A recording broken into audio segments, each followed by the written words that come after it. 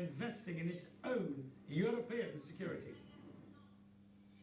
I think that Europe needs to change from being a consumer of security to a security provider. And what does it mean? That means that we need to invest in our own security and defense industry. And that means that what we need to do is to spend this 2% of our GDP in European Union defense. That is why I was telling you before that that the most challenging goal for the European Union is to strengthen the European Union pillar of NATO. On that point, President Lagarde said this is the biggest wake-up call that Europe's had. Yes. Well, everybody signs on to that. Everybody agrees with that. But typical Europe, sir, typical Europe, getting from the call to the action, to the execution, but we are that's delivering. the problem. But we are delivering. Let me say that what we need to do in the European Union is, first of all, to deepen our single market, and at the same time what we need to do is to open ourselves to other markets. And what we did was to finalize a very positive trade agreement with Mercosur.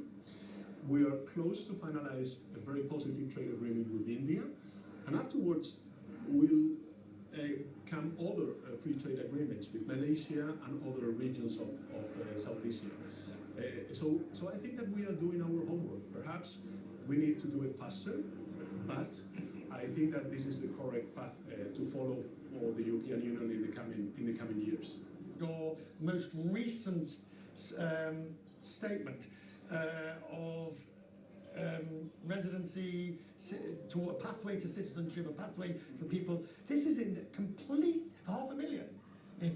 Half a million. This is completely the opposite direction that everybody else is going in terms of that. Why did you do it? Well, there's a moral angle of this debate, which is that Spain has been for many years a country of migrants. Our fathers, our grandparents, of course, they went to other places precisely because we were suffering the dictatorship or the lack of opportunities, economic opportunities. And now there's also a pragmatic angle, which means that, of course, these people are contributing to the economic success of Spain. And by the way, they represent more or less 10% of our social security income, and they only represent 1% of the total spending when it comes to public spending. Whatever the righteousness of the argument, how do you get over the moral hazard argument that you will encourage more illegal immigration in the future, undocumented immigration, because people will say, let's go to Spain and wait for the next time they do this? Well, this is a fake. It is not the reality. They are not coming to Spain because we're giving papers, but because of our strong economic performance. Point number one. And point number two, I think that when it comes to the reality of migration in Spain, 90% of migrants in Spain came through regular paths. And we were able, over the last years, to reduce dramatically the inflows of irregular migration because we were cooperating and collaborating with these countries of origin and transit, such as Morocco, Senegal, Gambia, and Mauritania. You always look at the Spanish unemployment numbers, and they're always very high because of the nature of the way unemployment is counted, the way the whole thing is organised. Things are changing. That's my point.